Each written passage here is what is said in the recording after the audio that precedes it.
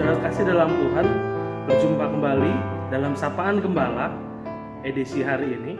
Saya mengangkat satu tema, yaitu pengenalan akan Kristus lewat pengorbanannya. Jadi Bapak Ibu Saudara kasih dalam Tuhan, kita mengenal Yesus bukan saja sebagai pribadi manusia, tetapi kita mengingat, melihat dan mengenal Yesus sebagai pribadi Allah dalam rupa manusia. Di belakang saya terlihat satu gambar atau satu background yang kita pasti tidak asing lagi. Ya, Yesus dan karya keselamatannya lewat penyaliban. Jadi Bapak Ibu Saudara serta teman-teman semua terkasih dalam Tuhan, mungkin di awal kita sudah mengenal Yesus di dalam karya salibnya. Tetapi Bapak Ibu Saudara terkasih dalam Tuhan, kita harus mengingat tentang pengenalan salib bukan hanya ketika Yesus disalib, tetapi sebelum Yesus disalib, pengorbanan apa saja yang Yesus telah lakukan bagi kita. Tetapi sebelum Bapak Ibu Saudara kasih dalam Tuhan, kita bersama-sama membuka satu ayat di dalam rangkaian pengorbanan Yesus, yaitu kita ambil di dalam Matius pasal 27 ayat yang ke-51. Satu ayat ini menggambarkan tentang bagaimana Yesus Maha Kuasa, bagaimana Yesus sangat berkuasa bukan hanya di bumi tapi di sorga. Satu ayat ini akan saya bacakan bersama-sama dan kita bisa simak bersama. Di judul perikopnya, Yesus mati, dan demikianlah firman Tuhan, dan lihatlah tabir bait suci terbelah dua dari atas sampai ke bawah, dan terjadilah gempa bumi dan bukit-bukit batu terbelah. Jadi Bapak Ibu Saudara kasih dalam Tuhan, satu kejadian ini ketika Yesus mati adalah satu kejadian yang sangat fenomenal.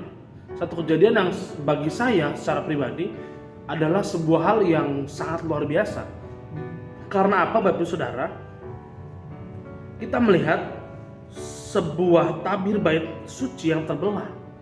Tetapi mengapa di Alkitab secara jelas, secara eksplisit ditulis tabir suci terbelah dua dari atas sampai ke bawah.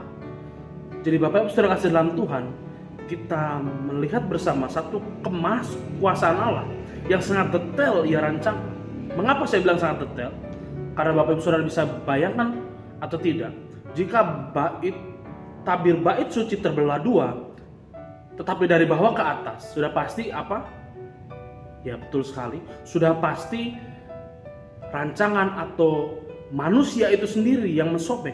Tetapi mengapa tabir itu terbelah dari atas sampai bawah? Satu makna teologis yang sangat mendalam menyampaikan pada kita bahwa tabir suci itu terbelah dua, itu karena Allah saja, Allah sendiri yang membelah, Allah saja yang mensobek tabir bait suci itu. Supaya apa saudara? Tidak ada batasan lagi antara ruang demi ruang di dalam bait suci. Supaya tidak ada batasan lagi antara kita sebagai orang yang berdosa dengan Yesus itu sendiri, dengan Allah itu sendiri. Dan Bapak Ibu Saudara terkasih dalam Tuhan, sampai sini kita bisa paham tentang bagaimana Allah dalam rangkaian pengorbanannya, mulai dari awalnya kita mengetahui bahwa Allah dihianati atau dijual oleh muridnya sendiri, dibawa, disiksa, dicambuk, diludahi, bahkan diberikan mahkota duri, dibuka bajunya, kain kasutnya dilepaskan, sehingga akhirnya ia harus sampai kepada tempat ini, di kayu salib. Ia harus mati bagi kita, ia harus disalib. Seperti Bapak Ibu Saudara tahu bahwa pada zaman itu, salib bukanlah sebuah hal yang membanggakan seperti yang telah kita sampai saat ini banggakan. Tapi salib pada masa itu adalah sebuah bagian dari penghinaan, sebagai simbol bahwa orang itu sangat berdosa, orang itu tidak bisa diampuni atau dimaafkan kesalahannya. Bagaimana dengan Yesus, Bapak Ibu Saudara? Yesus mati di kayu salib bukan karena dia dosanya tidak bisa dimaafkan, ia tidak berdosa, tetapi karena dosa kita tidak bisa dimaafkan.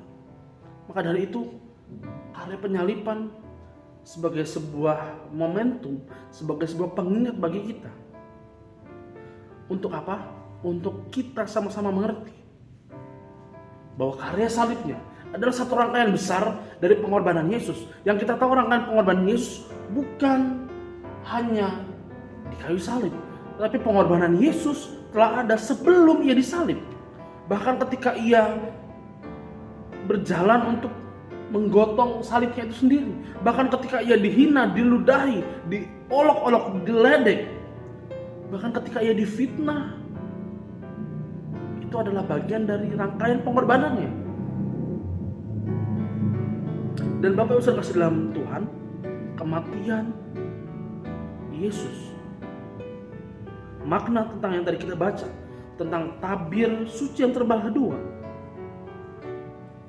adalah sebuah pengingat bagi kita bahwa saat ini, sampai hari ini, kita harusnya bisa lebih mengenal Allah, bisa lebih mengenal siapa itu Yesus, karena sudah tidak ada batasan di antara kita.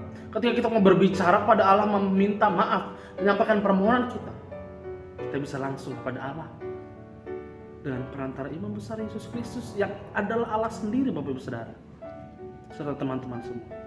Dan hari ini sapaan gembala telah sampai pada akhir firman Tuhan, telah sampai pada kesimpulan bahwa pengenalan akan pengorbanannya, pengenalan akan salib, pengenalan akan fenomena yang terjadi ketika Yesus mati. Untuk apa, Bapak Ibu Saudara? Pengenalan yang telah kita tahu, pengenalan yang telah kita pelajari, untuk mengingat kita, untuk membuat kita berkomitmen, dan yang terakhir, untuk nama Tuhan semakin dipermuliakan. Di dalam nama Tuhan Yesus, firman ini, sapaan gembala telah selesai. Mari kita berdoa. Tuhan, kami bersyukur kami mengetahui satu fenomena, satu rangkaian tentang pengorbanan-Mu, satu rangkaian tentang kematian-Mu di kayu salib, tentang bagaimana kita tahu bahwa tabir suci terbelah dua, dari atas Tuhan ke bawah, bukan dari bawah ke atas, sebagai sebuah rangkaian yang mengingatkan kami bahwa kali ini, saat ini sudah tidak ada pembatas lagi antara kami orang berdosa dengan Engkau. Telah ada jembatan yang dibuat, telah ada jembatan yang Engkau merdekakan, yaitu Yesus itu sendiri, yaitu anak-Mu itu sendiri, supaya kami bukan hanya mengenal Engkau saja, tapi kami mengerti dan mengetahui apa yang ingin Engkau rencanakan bagi kami. Terima kasih Tuhan, sapaan gembala telah selesai. Tuhan menyertai demi. Haleluya.